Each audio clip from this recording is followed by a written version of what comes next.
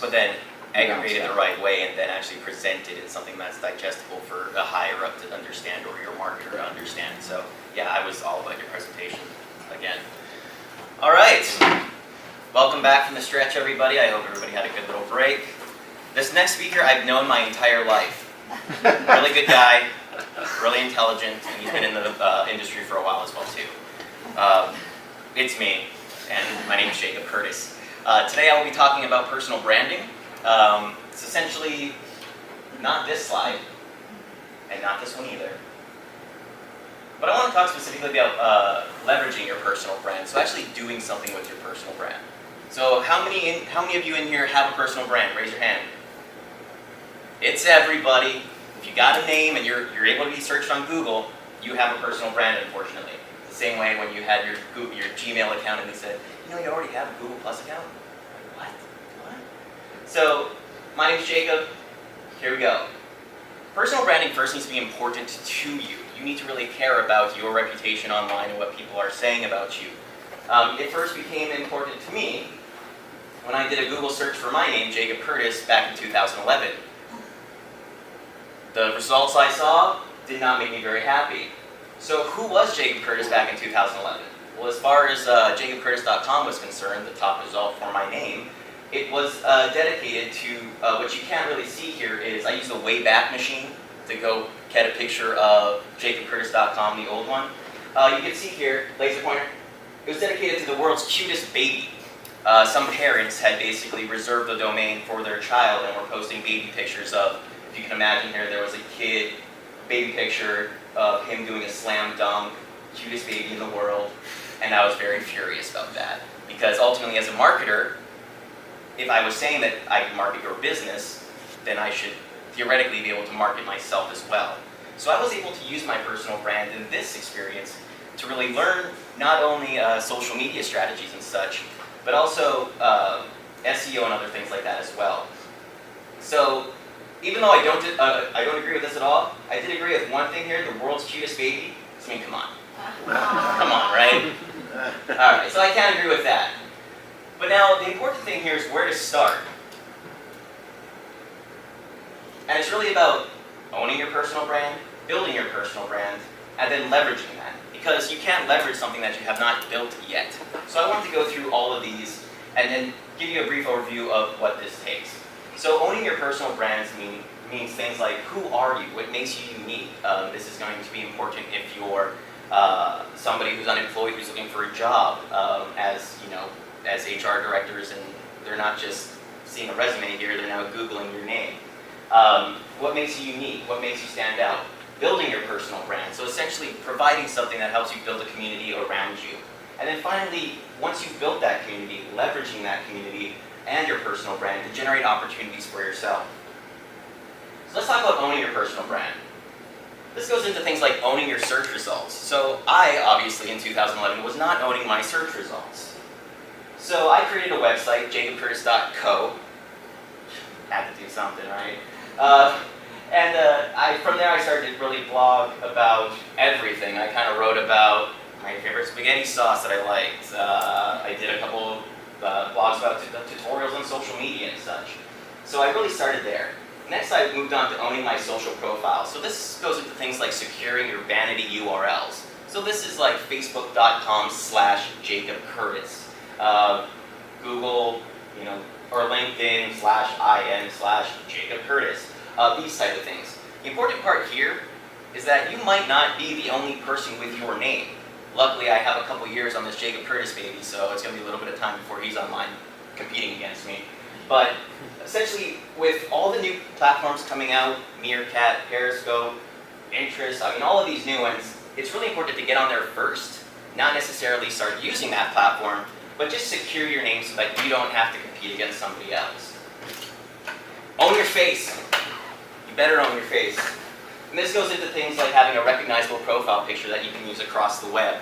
A lot of the times what you'll find is the same profile picture being used across social media platforms. So my LinkedIn profile picture is the same as my Facebook profile picture is the same as my Twitter avatar. And what this also helps do is it helps build some name-to-face association. little tip: if you upload a photo of yourself with your name as the file name, it'll actually rank higher in Google too. So another thing finally is owning your reputation. This counts as things like your voice. Remember, personal branding is a lot of what people, when they're researching you, what they're seeing.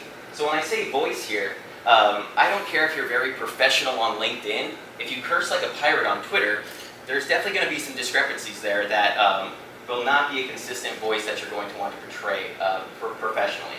And this also goes into things like your email address. So spamiwillnotopen@gmail.com. My example here is you don't want to be sending a resume over to an employer, a possible employer, with xohottybaby75@gmail.com. So take these things seriously.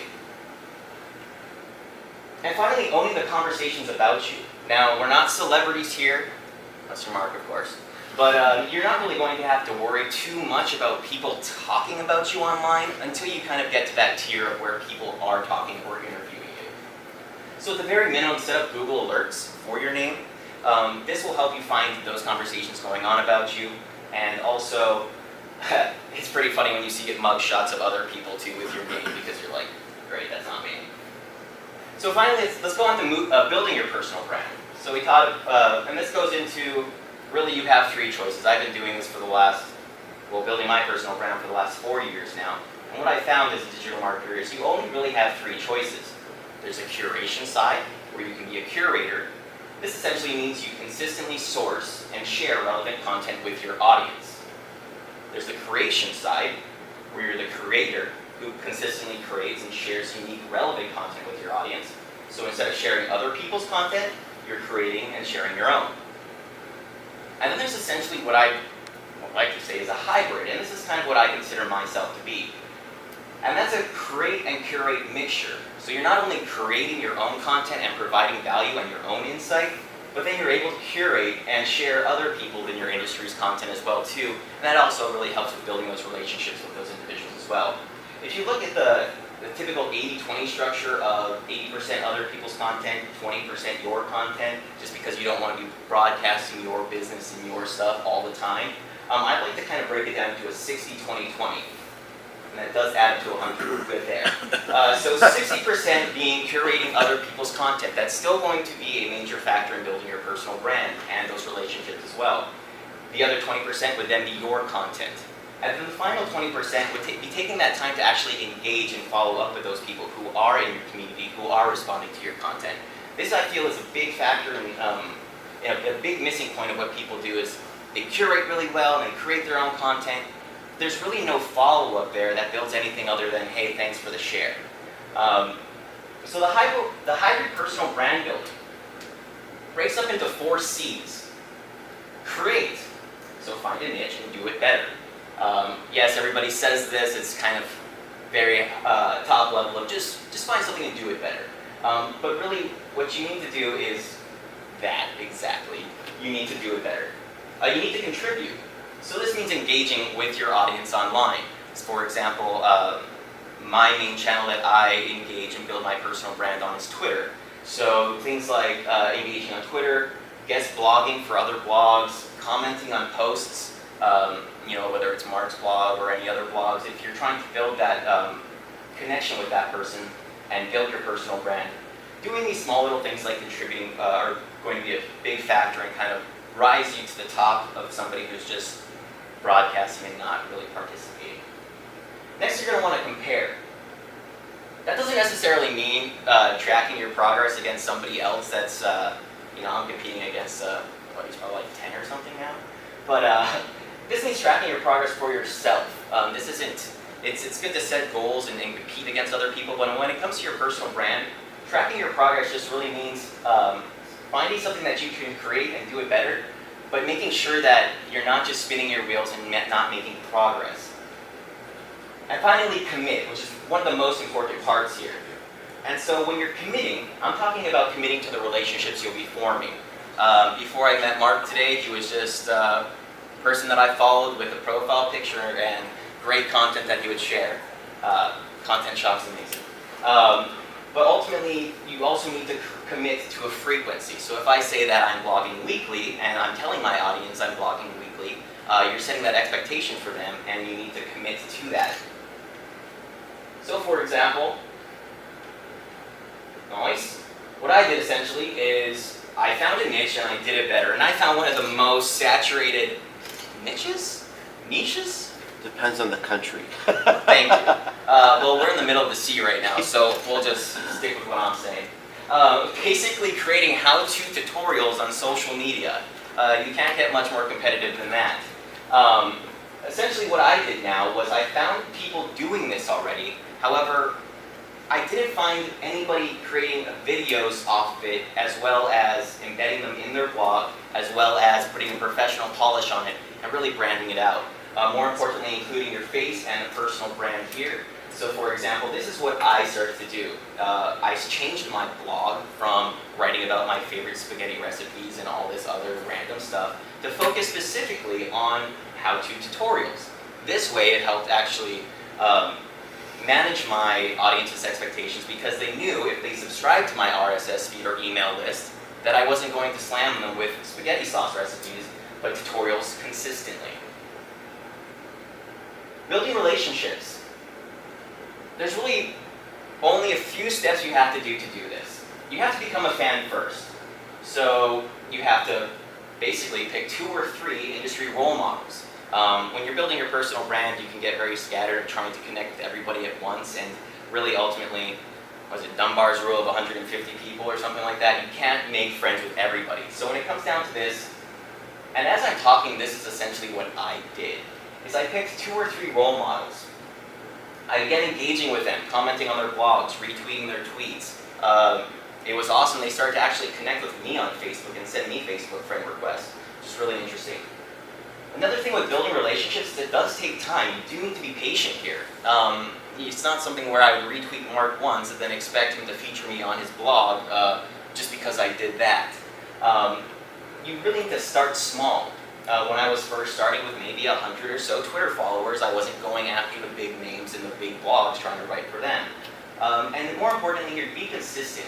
Because what do they say? Success happens right after you quit, or something like that. There's that term of you make it all the way there, and right before you succeed, you give up.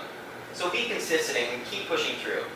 Finally, you need to become a friend, and to be a friend, you need to become a friend. You need to be a friend. And this goes into things like providing value. Now, the how-to tutorials, yes, that can be very murky as far as what kind of value is provided there. But essentially, the value comes from the quality of production, the quality of blog posts, and the quality of conversations you have with the person you're trying to connect with. And becoming a friend also means initiating contact. A lot of the times, these big influencers or your role models aren't going to say, "Wow, I want to talk to you because you have 100 Twitter followers, or you got something going here." Really, it's going to be up to you to initiate contact. And the best part is about this, especially in the social media industry, is that they are only influential, these people are only influential because they do take that time to actually do respond and such. So again, with going to being consistent and becoming a fan of them, this takes time into commenting on their blogs consistently, retweeting them, etc. There's a lot of other nuances that you can do, but that's what it really comes down to. So, I want to leave you guys with something that you could do with free tools and building relationships on Twitter, because that's where I focus. I think it's important to have your personal brand across channels, but really find one that you enjoy and that you can engage with, and I think Twitter is awesome for that. So really doing this is, first you're going to want to pick a target. This is Brian Fanzo. Just connected with him earlier last year. This guy is awesome as far as employee advocacy, social media, digital marketing, the works. So he was the target that I picked. I knew I wanted to connect with him. If you see, if you see here, it says talked with. This is Twitterland, by the way. This is a free twitterland.com. You can definitely go there. You can see I'm not even logged in. So all I did was search for his iSocialFans Twitter handle. And what this gives me is so much information about his followers. He's in the top 1% of social media users, his activity, popularity, etc. But right here is really what I'm wanting to look at, and we'll get back to this in a little bit. So once I pick that target, you're going to want to secure that target's follow back. This is the most important thing you can do. And as I mentioned before, things like commenting on their blogs and consistently engaging with them will actually get you that follow back a lot sooner. So you need to find opportunities of that target of how you can do that. For example, you can comment, list them on Twitter, attend their free webinars, and support their latest podcasts. There's a lot of things you can be doing and a lot of things that will show them that you're trying to support them as well to get their attention. Sweet, so what you can see here, this is August 25th of last year. Ryan does a Twitter chat called SBiz Hour, and basically talking to him about that, he says, I was talking to him, hey, I really like what you said. He's like, great, here's my recent post on talking community and advocacy, employee advocacy. I said, wow, scoping it out, here's a follow-up podcast I was just on, and I think I talked just as much and as fast as you. Sends him that, says, wow, man, we should really do a hangout sometime. Looks like we both are in the same boat, advocacy, personal branding, and social community. I was like, yeah, absolutely, like, you know, let me know, just sounds good. Let me just give me some time to set up my bookshelf. Because what you can see here, he's just kind of famous for having his little bookshelf over here with all his books. And ultimately what had happened now is, following up a couple months later, I was actually for Community Manager Appreciation Day. They had 24-hour of live streaming Google Plus Hangouts with community managers across the world. And I was on the panel with Brian, there I am, stud. I was on the panel with Brian for the CMAT experience. So it went from something as far as from August 25th, fast forward a few months later, after again consistently engaging with Brian, my target now has me featured on his panel. The next thing you're going to want to do here, and this will all make sense in a little bit, is convert your target's friend. So in my first slide where I showed you who Brian talks with, you're able to actually find out their friends who are using Twitter and who they are talking to as well. So you're going to use Twitterland and engage with their friend and get that friend to follow you.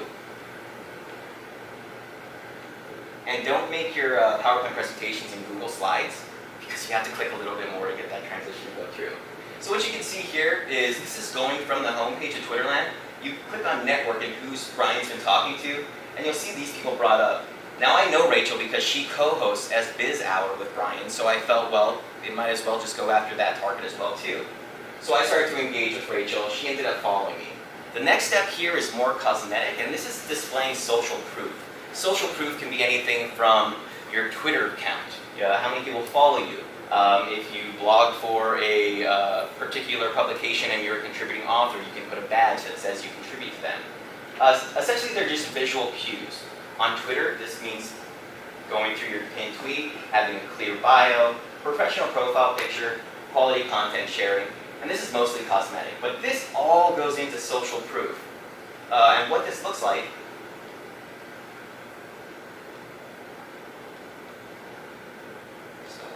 yeah!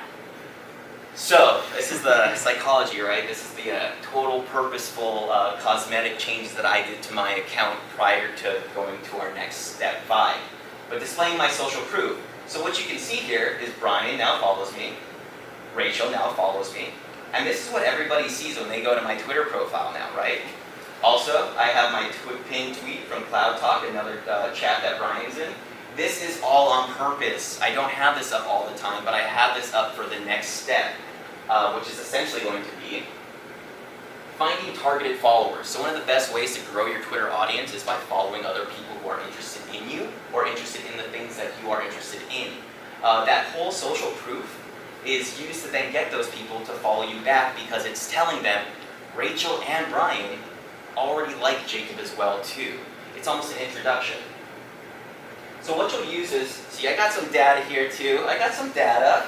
What you'll use here is a tool called Follower Wonk. This is provided by Moz, one of our partners up here. But this is also a free tool. So what I've done here, laser pointer, is you can see this is 27,000 followers of Jacob Curtis. This is my social sphere of audience. Then it says 25,000 follow Brian. And here's Rachel's, this blue circle up here. Now what I'm mostly wanting is this section right here. Because these people follow both Brian and Rachel, but not me, yet. So what I'll do is I'll go ahead and I'll just click on this. It says 1,391 people are following those two, but not you. Sucks. Let's get them to follow you. So then I would then go, using follower one, click on that, and this will actually display all of their followers of iSocialFans and Rachel Rue Miller, who are not following me. From here I can find their real name, screen name, their tweets, their follow ratio, so not just following people that don't follow anybody back. How many days old and their social authority. You're also able to see their bio in here to double check that that is somebody you want to be following. But essentially this is something very easy you can do. It is a little tedious when you first begin, but instead of just following random people, you have a much higher likelihood of getting followers back if you use social proof in that relationship of getting those other people to follow you. And then besides, when they click through to my profile, they're going to again see Brian is engaged with me, Brian follows me, and these type of things. So now that we've built our personal brand, you can then start to leverage it. And really, without going into depth on this, I just have one slide here. This is Andrea Vall. She was a co-author of Facebook Marketing for Dummies. This was back in 2012. Dang, good eyes. This is back in 2012, so a year after I did my infamous Google search for Jacob Curtis. Andrea Vall, she is very influential in the industry. However, I would maybe consider her a lower tier, so I did start small, as I had mentioned. So how not to ask for a LinkedIn recommendation. I wrote this for her back in 2012. Andrea also writes and works for Social Media Examiner. I then leveraged the connection that I had made back in 2012 and consistently keeping up with Andrea, promoting her webinars, etc., to then leverage my personal brand and relationship with her, to then get introduced to Cindy King, who then allowed me to write for Social Media Examiner, and this was back April 1st. So you can see here in one slide that personal branding does take time to build and develop. However, now going from her personal blog, which has a limited audience, to something where I'm getting 5.3 thousand shares on an article that I wrote with numerous comments as well too. So this just goes to show that somebody, Joe Schmo, Jacob Curtis, who didn't even have his .com secured, which I do now after 500 bucks, crazy, can just go from being some Joe Schmo to actually building influence and being able to apply for a digital marketing conference on a cruise ship to be a volunteer, only to have Aaron Google me, see that, see the search results, and then be like, wow, who the heck are you, and would you talk to me a little bit, right? So what can you do with your personal brand? You can obviously network. It's a great compliment for your paper resume. You can also generate opportunities, much like I just described with Digimarcon. Alleviate search anxiety. So this is great if you're applying for jobs. I'm a huge advocate of personal branding for college undergrads too. Just because that just seems to be the time when pictures go up on Facebook that don't get you jobs later on. So alleviating search anxiety. I know when somebody searches for me, if they ever do, that only positive results will show up. If you do have negative results show up about you, the number one way to remove those negative results is to write and write and write as much content as you can from you, get as much positive press from you as possible, to then push those results down, unless they're a mugshot from a .gov and you're pretty bummed. You can also use your personal brand to help others or causes. So if you're really, if you like the Humane Society and you have a big Twitter following, you can help support one of their causes. Or if somebody has, Digimarcon has a cruise, you can help leverage your personal brand to do that. You can also become an employee advocate, which I did have some experience in. And ultimately, what you can do with a personal brand after you've built it up is you can start your own business. And that's what I did a little bit earlier this year. So, who is Jacob Curtis now? The big question. Jacob Curtis in 2011 was some baby, as you can see. But I am Jacob Curtis. And this is the new Google search results too. So you can see here, vanity URL secure, my website, LinkedIn, profile pictures, not these Jacob Curtis stuff. But that's it. Thanks, guys.